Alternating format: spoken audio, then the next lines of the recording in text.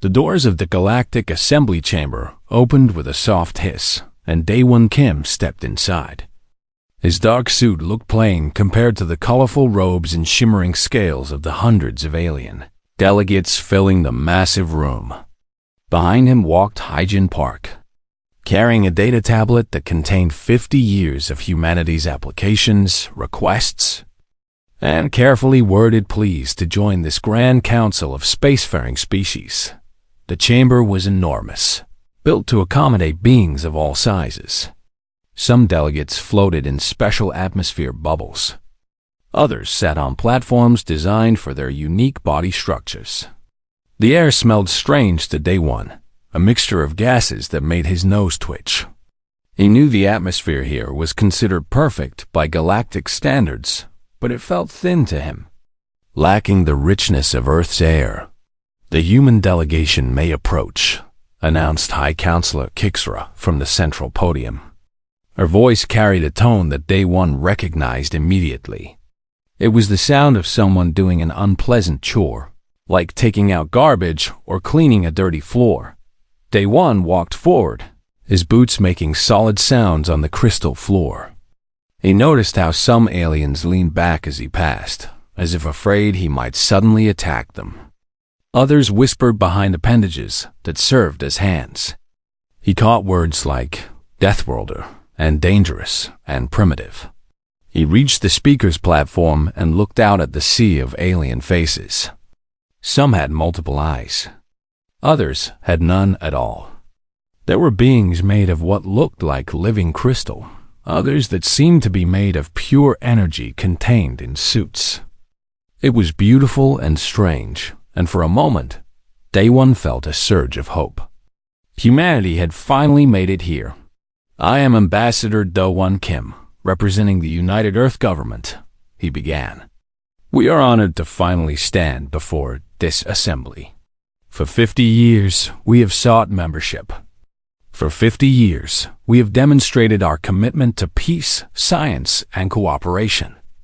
Yes, interrupted a tall, thin alien with purple skin and 4 arms. This was Ambassador Velther of the Velanathi Empire, one of the most powerful species in the assembly. "We have reviewed your applications. Quite thorough, though written in that charmingly simple way your species manages." Laughter rippled through the chamber. Daewon felt his jaw tighten but kept his face neutral. Years of military training had taught him patience. Velther continued, enjoying the attention. "Tell me, Ambassador Kim, is it true that your planet is classified as a Class 12 death world? The highest danger rating?" "That is correct," Daewon replied calmly. "Earth is higher gravity than most habitable worlds, extreme weather patterns, active tectonic plates, and diverse predatory species. It has made us adaptable and resilient." "It has made you violent," Velther said sharply. "Your own history is filled with wars, conflicts, and brutality. Even your entertainment glorifies violence. We have studied your culture, Ambassador. Your species fought each other for thousands of years, before you even reached your own moon." More murmurs of agreement echoed through the chamber. Hyjin stepped closer to Daewon and whispered, "These records were supposed to be confidential." "Nothing is confidential here," Daewon whispered back. High Counselor Kixra raised a hand for silence. "The concern is valid. Ambassador Kim, your species evolved under conditions that most assembly members would consider lethal. Your physical strength alone makes you dangerous. A human child has more muscle density than most adult Velanathi. We cannot help how we evolved," Daewon said. "But we have proven ourselves peaceful. We have shared our technology, our culture, our resources. We ask only for the chance to participate as equals in this galactic community." A delegate that looked like a floating jellyfish spoke up, its voice translated by a device. "But that is precisely the problem. You are not equals. You are abnormal, dangerous. Your world is so hostile that you require protective equipment just to visit our planets comfortably. Meanwhile, Our species cannot even breathe your atmosphere without dying within minutes. We have sent relief supplies to 3 different colonies in the past year alone. Hygiene interjected, unable to stay quiet. We have asked for nothing in return except fair consideration. Fair consideration? Velther laughed, a sound like tinkling bells that made Day One's teeth ache. My dear scientist, we are giving you consideration. We are even granting you provisional membership. But surely you understand that a species as unstable as yours cannot be given full rights immediately. It would be irresponsible. Kixra nodded. Ambassador Velther has prepared a motion. Humanity will be granted supervised observer status for a period of 200 years. During this time, you may attend assembly sessions, but not vote. You may trade, but only through approved intermediaries. You may travel, but only to designated zones. This is for everyone's safety, including your own. 200 years? Day One felt his control slipping. That is 10 human generations. You are asking us to wait for our great grandchildren to have what you promised us today. Time moves differently for different species, Kixra said dismissively. 200 years is quite brief by galactic standards. Consider it a probationary period. All in favor? Velther called out before Day One could respond. The chamber erupted in a chorus of affirmative sounds, clicks, chirps, and verbal agreements. Day One watched as the vote counter on the main display climbed rapidly. Out of 847 voting delegates, 844 voted yes. Only 3 abstained. Not a single vote against Dot as the chamber celebrated.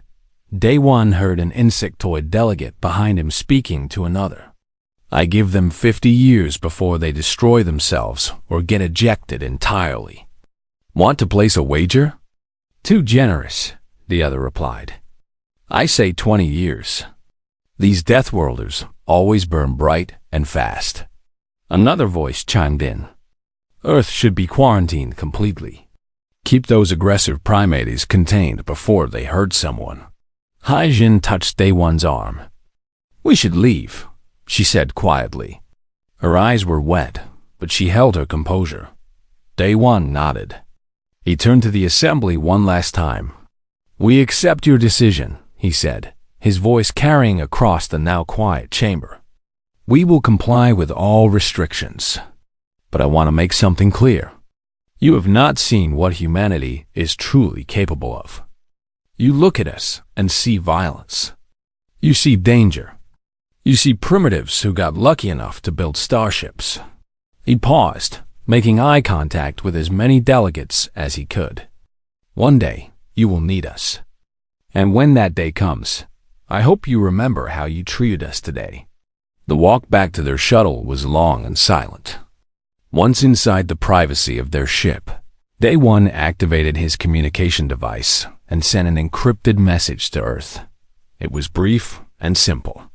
They have no idea what they've just done. Proceed with Phase 2. Hyjin looked at him with surprise. Phase 2? What is Phase 2? Day One allowed himself a small, cold smile. They wanted to see Deathworlders? They wanted to treat us like dangerous animals? Fine. Let's show them exactly what happens when you corner a predator and think it will just roll over.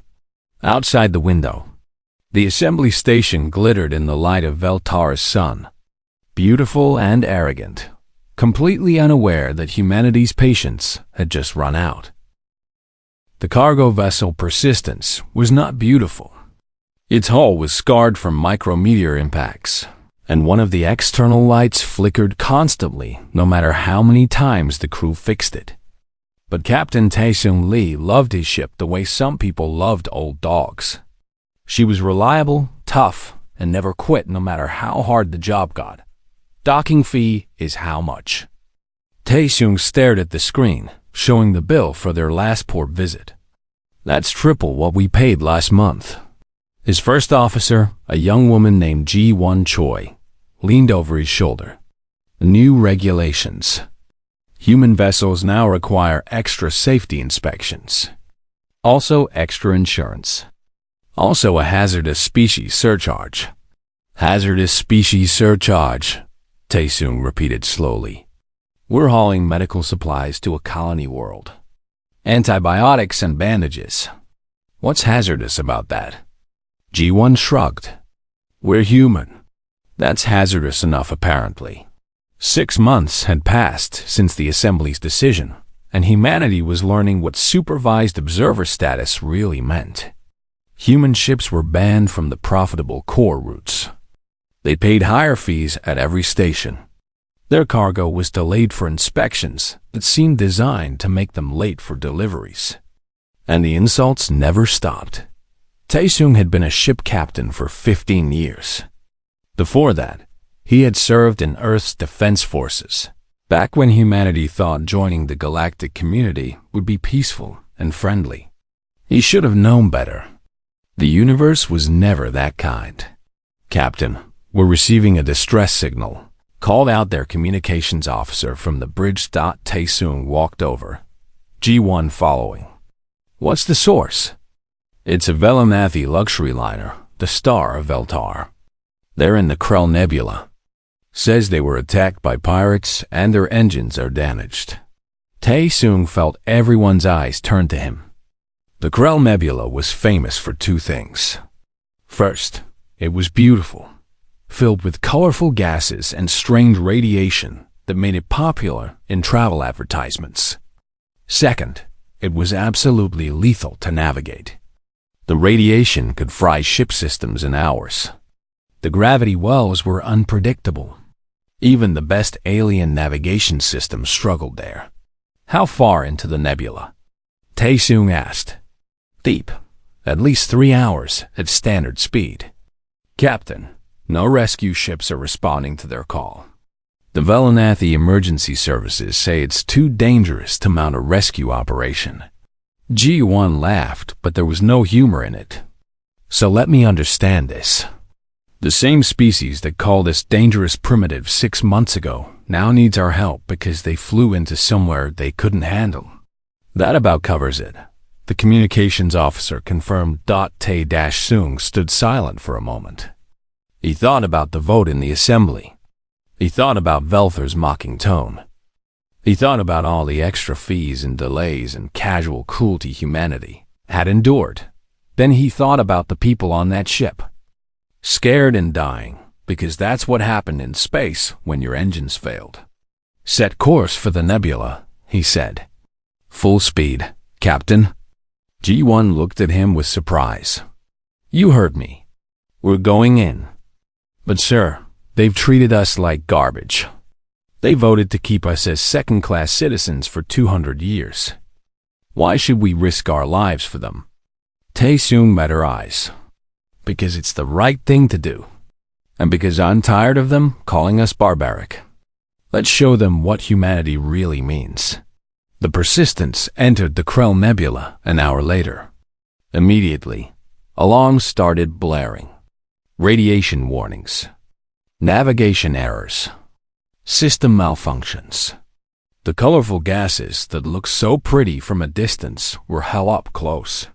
Radiation levels are climbing, reported the engineer. We're at levels that would kill most species in minutes. Can we handle it? Taesung asked. Our shielding is rated for Earth's Van Allen belts. This is bad, but we've trained in worse. We'll be fine for a few hours. That was the advantage of being from a death world. Earth's own radiation belts and solar storms had forced humanity to build tougher ships. What was lethal to aliens was just uncomfortable for humans. They found the Star of Veltar drifting near a collapsed star fragment. The luxury liner was huge, built for comfort rather than durability. Its hull was breached in 3 places, and its engines were dark. Scanning for life signs, Ji-won said. I'm reading 47 Velanathi. Looks like they're all huddled in the central chamber where the radiation is lowest. Can we dock? Not with their hull damaged like that. We'll have to use boarding tubes and go in manually. Taesung nodded. Get your team ready, full radiation suits. G1 gathered 4 crew members, all former military like herself. They suited up in heavy protective gear that no alien species could move in, carrying equipment that would be too heavy for most aliens to lift up. The boarding operation was smooth. Years of training in hostile environments made it almost routine. They crossed through radiation that registered on their suits' external monitors at levels marked lethal.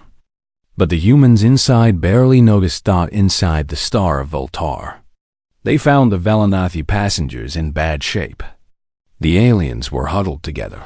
Their purple skin turned gray from radiation sickness. Several were unconscious. "We're here to help," G1 announced through her suit's translator. "We're taking you to our ship."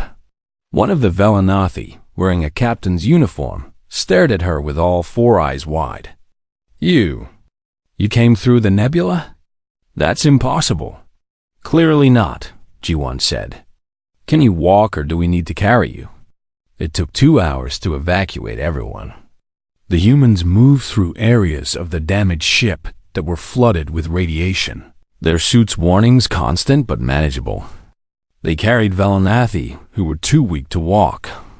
Their earth-trained muscles handling the weight easily despite the heavy protective gear. Back on the Persistence.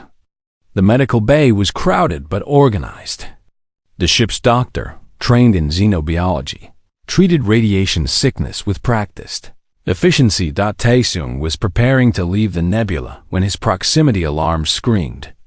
3 ships appeared on sensors, moving fast. Pirates, the same ones who had attacked the star of Veltar. "They're hailing us," the communications officer said. "They're demanding we surrender the Velanathi and our cargo." "Not happening," Taesung said. "G1, prepare boarding countermeasures." "Boarding countermeasures?" "Captain, they have 3 ships. And we have something they don't. Experience fighting in places that should kill us." The pirates tried to be clever. They used the nebula's radiation to hide their approach. They fired weapons designed to disable rather than destroy, planning to board and loot. They expected an easy target, a lone cargo ship protecting luxury passengers. They had never fought humans before. When the pirates breached the Persistence's hull, G1's team was waiting. The fight was brief and brutal. The pirates used energy weapons and advanced technology. The humans used tactics learned from centuries of warfare on a planet that tried to kill them every day. Close combat. Kinetic weapons that didn't care about energy shields.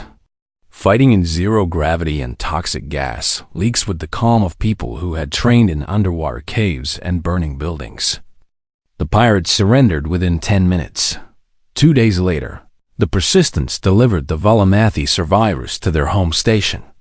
Taesung expected gratitude, maybe even an apology for how the assembly had treated humanity. Instead, the Velanathi captain filed an official complaint. "The human crew used excessive force against the pirates," he testified. "Their tactics were barbaric and unnecessarily violent. They created a hostile environment during the rescue that caused emotional distress to the passengers." Merchant Lord Vexel, who controlled most of the trade routes in the sector, issued an order to impound the Persistence for reckless endangerment. The Galactic news services ran stories about dangerous human rescuers who couldn't control their violent instincts. Taesung sat in his captain's chair, reading the reports, feeling something cold settle in his chest. "We saved their lives," G1 said quietly beside him. "We risked our ship and crew to help them, and this is what we get." "Yes," Taesung agreed. "This is what we get for playing by their rules and expecting fairness." He opened a secure channel to Earth. "This is Captain Lee, requesting permission to stop being nice." Sung-Ho Yoon wiped the sweat from his forehead and looked out across his farm. The crops were growing well this season, tall and green under New Jeju's bright yellow sun. The planet had 1.4 times Earth's gravity, which made every step feel heavier, but Sung-Ho had been born here. To him, This was normal. New Jedju was one of humanity's frontier colonies, established 20 years ago by families who wanted to build something new among the stars. The planet was beautiful but harsh. Storms that would be considered hurricanes on Earth were just called windy days here. The native predators were fast and clever. The soil was rich but required constant work. It was perfect for humans, which was exactly why the Galactic Assembly had never approved its colonization. "Hey, Sung-ho!" called his neighbor, a woman named Bo-Rahan, who served as the colony's administrator. "Have you been watching the news feeds?" Sung-ho climbed down from his tractor, a machine built heavy and tough for high-gravity work. "No, been too busy. Why?" Bashar is worried. "The Krell hegemony has been making threats. They're calling our colony illegal and demanding we evacuate. This colony has been here for 20 years. We've broken no laws. We never got assembly approval," Baora reminded him. "They've been calling us an unauthorized settlement since day one. Now the Krell are using that as an excuse." The Krell were the pirates who had been raiding frontier territories for years. They were aggressive and well-armed, but they usually picked targets carefully. Sung-ho felt a cold worry in his stomach. Why would they threaten us? We're just farmers. Because the Assembly won't protect us. They've made it clear that humanity is on its own. The Krell think we're easy targets. Sung-ho looked around at the settlement. There were 500 families here. Children going to school. People building lives. What are we going to do? I've sent messages to the Assembly requesting military protection. I'm waiting for the response. The response came 3 days later, and it was worse than they feared. The Assembly stated that New Jedju was an unauthorized colony established in violation of proper settlement protocols. They could not spare military resources to defend illegal settlements. If the colonists wished for protection, they should evacuate immediately and return to Earth. "That's it then," Bora said at the emergency town meeting. "They're abandoning us. We're on our own." "We can't evacuate," said an elderly farmer. "This is our home. We've spent 20 years building this place. Then we fight," Sung-ho heard himself say. Everyone turned to look at him. "If they won't help us, we defend ourselves. Fight the Krell?" Someone laughed nervously. "They have warships. Advanced weapons. We're just farmers." "We're human farmers," Sung-ho corrected. "We're from Earth. We know how to survive." The meeting lasted hours, but in the end, they decided to stay. They sent their children to the underground shelters they had built for storm season. They gathered every weapon they had, mostly hunting rifles and mining equipment. They prepared for war with the practical efficiency of people who wrestled with a hostile planet every day. The Krell arrived 1 week later with 3 warships and 200 soldiers. Their commander, Admiral Lexner, broadcasted a message to the colony. "Humans of New Jedju, you are occupying this territory illegally. Surrender immediately, and you will be allowed to leave unharmed. Resist, and you will be eliminated. You have 1 hour to decide." Baora responded with a message of her own. "This is our home. We will not leave. If you attack us, you will regret it." Lexner laughed. "Brave words from primitives. Very well. We will take your colony by force and sell it to a species that knows how to follow rules." The Krell landed outside the main settlement, their ships touching down in the farming fields. Soldiers in powered armor marched out, confident and relaxed. They had fought frontier militias before. They expected scared farmers with basic weapons. What they found was something else entirely. The first squad of Krell soldiers walked into an area that looked like an open field. The ground exploded beneath them, not with fancy energy weapons, but with old-fashioned chemical explosives buried in the soil. The kind of simple, reliable weapons that humans had been making for centuries. The Krell shields. designed to stop energy weapons and projectiles. Did nothing against the shockwave. The second squad tried to advance through a grove of native trees. The trees were genetically modified, not native at all, and their sap was highly flammable. When Sung-ho triggered the ignition charges, the entire grove became an inferno. Krell armor could handle heat, but not that much heat. The third squad made it to the edge of the settlement before they encountered the colonists directly. The Krell expected a firefight with primitive kinetic weapons.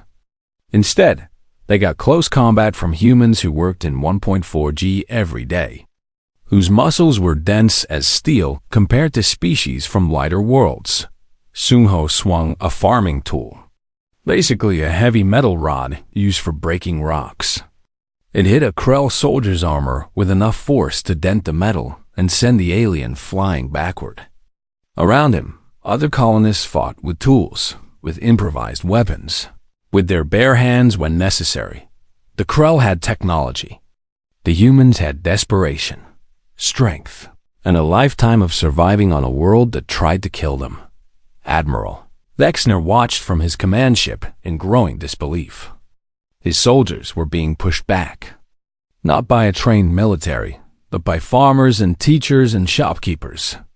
He sent reinforcements, doubling his ground forces. The colonists retreated into the settlement itself, using buildings and streets they knew perfectly. They turned their own town into a maze of ambushes and traps.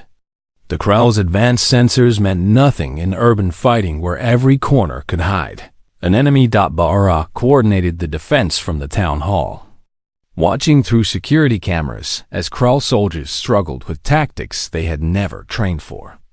The aliens were used to overwhelming firepower and technological superiority. They had no experience with guerrilla warfare, with enemies who used the environment itself as a weapon dock by nightfall. The Krell had lost half their ground forces and hadn't captured a single building. Admiral Vexner prepared for orbital bombardment, ready to destroy the colony entirely rather than admit defeat. Then his sensors detected incoming ships. A lot of them. Identify those vessels, he ordered. They're human warships, sir. A full battle fleet.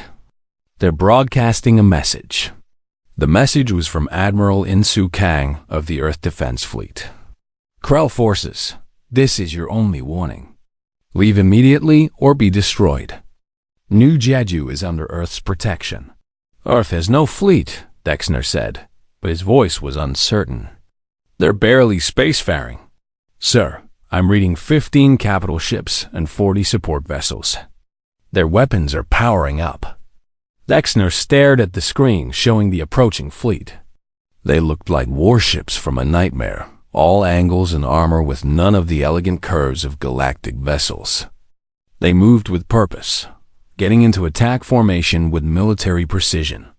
How long until the assembly sends support? He asked. The assembly says they cannot involve themselves in an illegal colony dispute, sir. Vexner understood then. The assembly had abandoned the humans, but they had also abandoned the Krell. He was on his own, facing an enemy he had badly underestimated. Withdraw all forces, he ordered. Full retreat. The Krell ships lifted off in a hurry, leaving behind their dead and wounded. They jumped to faster than light speed the moment they cleared the planet's gravity well, running like the scared prey they had thought the humans would be. On the ground, Sung-ho and the other colonists emerged from their defenses. They looked up at the stars where human warships now orbited. Protecting them, Bara stood beside him, tears in her eyes. I thought we were alone. We were never alone, Sung-ho said. Earth was just waiting for the right moment.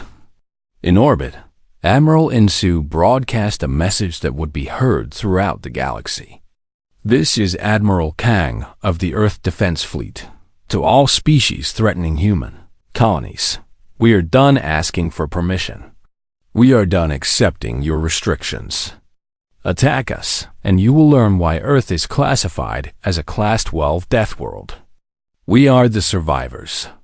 We are the ones who crawled up from the bottom of evolution's pit and looked at the stars. And we are not afraid of you." The message was clear. Humanity's patience had ended. The Galactic Assembly Chamber erupted in chaos the moment Admiral Insu's message finished playing. Delegates shouted over each other in dozens of languages. Some demanded military action against Earth. Others called for emergency sanctions. A few, the wiser ones, said nothing and simply looked worried. High Counselor Kixra struggled to restore order. "This is unprecedented. Earth has violated every protocol by deploying a military fleet without Assembly approval." Ambassador Velther stood, his forearms waving in agitation. "They have hidden this fleet for years.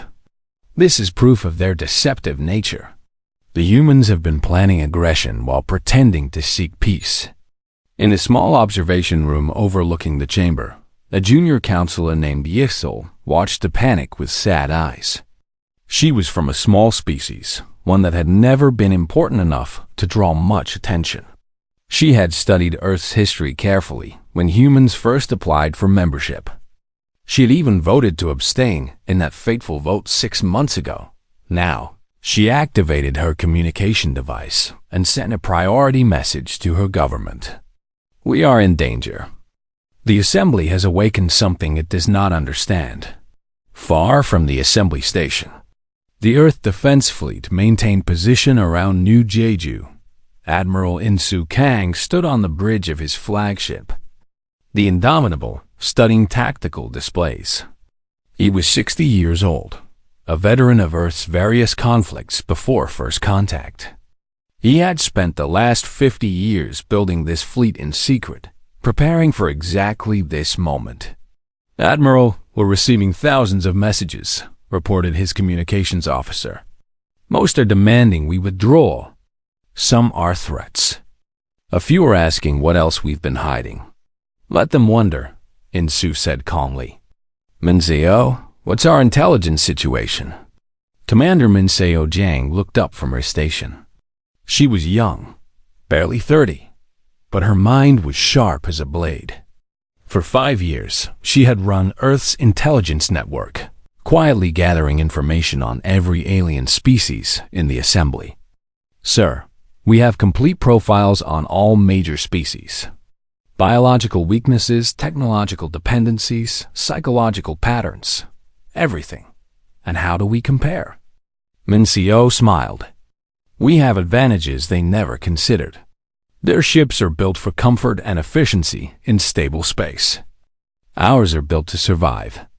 Their crews train in controlled environments. Ours train in conditions that would kill most aliens. Their weapons are sophisticated but specialized. Ours are simple and reliable." "Show me," Insu ordered. The tactical display changed, showing comparison data. Alien ships could travel faster and had better sensors. But human ships could operate in radiation fields, gravitational anomalies, and extreme temperatures that would cripple alien vessels. Alien weapons were powerful, but required specific conditions to function properly. Human weapons were crude by galactic standards, just metal and explosives and physics. But they worked anywhere and couldn't be jammed or disabled by electronic countermeasures. Most important was the crew comparison. The average alien species came from worlds with 0.6 to 0.8 Earth gravity and stable climates. Their bodies were optimized for efficiency, not survival. Humans came from a world that had tried to kill them in every possible way for millions of years. They were built tough. "We also have this," Minseo added, pulling up another file. "Psychological profiles. Most species in the Assembly have never experienced real war. They have conflicts, yes, but nothing like Earth's history. They don't understand sustained combat. They don't know how to fight when everything goes wrong." Insu nodded slowly. "They called us violent. They thought violence was a weakness. They didn't understand it's a skill," Minseo agreed. "One we've been perfecting for 10,000 years. The Krell hegemony, humiliated by their defeat at New Jeju, made a fatal mistake. They decided to restore their reputation by attacking the human fleet directly. Admiral Dexner gathered every ship he could, calling in favors and hiring mercenaries. He assembled a force of 98 vessels against humanity's 55. "We outnumber them nearly 2-1, he told his officers. "This time we will crush them." The fleets met in open space between New Jeju and the nearest Krell military station. The battle began exactly as Dexner expected. His ships, faster and more maneuverable, spread out to surround the human formation. His weapons, more advanced, opened fire first. Then everything went wrong. The human ships didn't dodge. They simply tanked the hits, their heavy armor absorbing damage that should have crippled them. They accelerated directly toward the Krell fleet at speeds that should have knocked their crews unconscious from the G-forces. Krell sensors detected that human crews were experiencing forces that would kill most species, but the humans just kept coming. When the fleets closed to short range, human weapons opened up. Kinetic kill vehicles, basically large metal rods, accelerated to incredible speeds. They punched through energy shields like they weren't there because the shields were designed to stop energy weapons, not solid matter moving at relativistic speeds. Krell ships tried to maneuver away, but human vessels followed them into a nearby asteroid field. The Krell ships had to slow down, their navigation systems struggling with the chaotic environment. The human ships accelerated, weaving between asteroids with the same casual skill that Earth pilots used to fly through thunderstorms. How are they doing that? Dexner screamed at his sensor officer. "Those key forces should be killing them. Their crews must be in some kind of stasis, sir. No living being could withstand those accelerations." But the humans weren't in stasis. They were conscious and fighting, their bodies enduring forces that evolution had prepared them for. Every human could remember what it felt like to fall, to stumble, to get hit. Their inner ears and brains were built to handle Earth's dynamic environment. What was lethal to aliens was just really uncomfortable to humans. The battle turned into a slaughter. Human ships moved through space like sharks, fast and aggressive and seemingly immune to pain. When a Krell vessel disabled a human ship's engines, human marines boarded it using small assault craft. They cut through hulls with plasma torches and fought through the corridors in hand-to-hand combat that terrified the Krell defenders. Admiral Dexner watched his fleet disintegrate. Finally, he transmitted his surrender, broadcasting on all channels so the galaxy could hear. "This is Admiral Dexner of the Krell hegemony. We surrender. Please, cease fire. We surrender." He expected Admiral Insu to accept, to take prisoners and leave. Instead, the human admiral's response chilled him to his core. "We didn't come here to accept your surrender. We came here to make a point." Human ships surrounded every surviving Krell vessel. Then, methodically, they began boarding them, not destroying them, taking them intact. Human marines moved through the ships in environments that should have been lethal, wearing armor that let them survive in vacuum, in radiation, in toxic gases. They captured every single Krell ship, taking the crews prisoner without killing anyone unnecessarily. It was a demonstration of complete dominance. The Krell hadn't just lost. They had been dismantled, shown to be helpless children playing at war against creatures who had been forged in violence. The galaxy watched through news, drones, and emergency broadcasts. They saw human ships operating in conditions that should have been impossible. They saw human soldiers fighting in ways that seemed supernatural. Most terrifying of all, they saw humanity's restraint. The humans could have killed everyone. Instead, they made prisoners, following rules of war, even while dominating completely. At the Galactic Assembly, the panic reached new levels. Councillor Yuxal finally stood and requested to speak. Her voice was small, but the chamber fell silent to hear her. "We have made a terrible mistake," she said. "We looked at humanity and saw violence. We saw danger. We saw primitives who didn't belong in our civilized galaxy. But we were wrong about what we were seeing." "What do you mean?" demanded Kixra. "Violence is not a sign of barbarism. It's a skill, a tool. Humanity learned violence because their world gave them no choice. They learned to fight because everything on their planet wanted to kill them. They learned to endure pain because pain was daily life for them. We come from gentle worlds where evolution made us efficient. They come from a nightmare world where evolution made them tough." Velthor tried to interrupt, but Yixal continued, her voice growing stronger. "We mocked apex predators. We insulted survivors. And then we wondered why they stopped being nice to us. We must make peace before humanity decides they don't need us at all. Because if we become their enemy instead of their annoyed acquaintance, we will lose. All of us will lose." The chamber fell silent. On the main screen, footage played of human ships in formation around the captured Krell fleet. 55 ships against 98. And the humans hadn't lost a single vessel. High Counselor Kixra looked at the screen for a long moment. Then she did something she rarely did. She admitted she was wrong. 3 weeks after the Krell defeat, Daewon Kim walked into the Galactic Assembly Chamber for the second time. The atmosphere was completely different now. The delegates who had once mocked him now watched with wary respect. Some even looked afraid. Behind him walked Admiral Insu Kang in his military uniform, and Commander Minseo Jiang carrying data files. The human delegation took their position at the speaker's platform, and this time, no one laughed. High Counselor Kixra stood. "Ambassador Kim, Admiral Kang, the Assembly recognizes you. Please, speak." Daewon looked out at the hundreds of alien faces. He remembered standing here 6 months ago, listening to their jokes and insults. He remembered the vote that had treated humanity like dangerous animals to be controlled. Part of him wanted to be angry, to make them feel the humiliation they had caused. But that wasn't why he was here. "Members of the Assembly," he began, his voice calm and measured. 6 months ago, I stood here and asked for equality, for partnership, for a chance to contribute to this galactic community. You denied that request. You classified us as dangerous, too violent, too primitive, too different from your standards of civilization."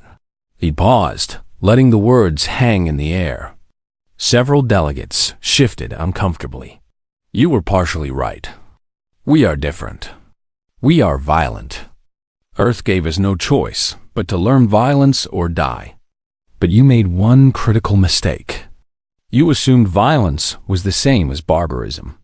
You confused strength with savagery." Ambassador Velthor stood, his forearms showing respectful positioning now instead of dismissive gestures. "Ambassador Kim, the Velanathi Empire acknowledges our error in judgment. We treated your species with contempt when we should have sought understanding. I personally apologize for my words and actions. It was shocking." Velthor had been the loudest voice demanding human restrictions. Now he was apologizing publicly. Daewon nodded acceptance. "Admiral Kang has something to share with you," Daewon said. Stepping aside, Dot and Sue moved forward, and the chamber's display screens activated. They showed data compiled by Minseo's intelligence teams. Maps of the galaxy highlighting problem areas. Statistics of pirate attacks. Records of environmental disasters on colony worlds. Distress calls from frontier settlements. "For the past 5 years, my team has been monitoring the galaxy," Insu said. "We have identified 247 crisis situations that the Assembly either cannot handle or has chosen to ignore. Most involve environments or conditions that Assembly species find difficult or impossible to work in." The screen showed footage of a colony world being evacuated due to a volcanic eruption. The local species couldn't get close enough to the danger zone to rescue trapped colonists. Another image showed pirates operating in a radiation-heavy nebula where no assembly ships could safely patrol. These are problems that are trivial for humans, Ensu continued. Harsh environments, dangerous conditions, situations requiring physical strength or the ability to endure pain. The galaxy is full of places and situations that your species cannot handle, but ours can. Mencio stepped forward, her young face serious. We are not asking for charity. We are proposing a restructure of how this assembly functions. Currently, you measure a species' worth by how peaceful their evolution was, how advanced their technology is, how well they fit your standard model of civilization. But that model has blind spots. She pulled up new data showing rescue operations, environmental work, and security details. There are at least 40 species in this galaxy from what you call Deathworlds. Most have never been invited to join the assembly because they don't fit your comfortable standards. But these species have skills and abilities that could benefit everyone. A delegate from a crystalline species spoke up, its voice chiming like bells. What exactly are you proposing? Day one returned to the center. Simple. Stop measuring worth by origin. Start measuring it by contribution. Give humanity and other Deathworld species full membership with equal rights. In return, we offer our services for situations you cannot handle. Rescue operations in hostile environments. Security for frontier colonies. Disaster response in conditions that would kill your rescue workers. Infrastructure work on harsh worlds. You want to be mercenaries? Kixra asked, though her tone was curious rather than insulting. We want to be partners, Day One corrected. We want to contribute in ways that matter. Yes, we are stronger than most species. Yes, we can endure conditions you find lethal. But that makes us useful, not dangerous. Unless you make us your enemy instead of your ally. The chamber fell silent. It was Counselor Yixol who spoke next. I support this proposal. The current system has failed to address critical needs across the galaxy. Species like my own are too weak to handle frontier security. We cannot rescue our own people from natural disasters. We've been ignoring these problems because we had no solutions. Humanity is offering us a solution, but can we trust them? Another delegate asked. They have proven they can defeat our military forces. What stops them from using that power to dominate us? Admiral Insu answered. The same thing that stopped us from destroying the Krell fleet instead of capturing it. The same thing that made Captain Taisung Lee risk his ship to rescue Velanathi passengers who had treated him with contempt. The same thing that made the colonists of New Jedju defend their home instead of running away. We are human. We are capable of violence, yes. But we are also capable of compassion, honor, and choosing to do the right thing even when it costs us. Menzicio added, You've seen our military power. Now, let me show you something else. The screens changed to show human hospitals treating alien patients. Human engineers building infrastructure on colony worlds. Human teachers sharing knowledge. Human artists creating works that blended Earth and alien cultures. This is also what humanity is. We are not just warriors. We are builders, healers, teachers, and friends. You just never gave us a chance to show you. The debate lasted for hours.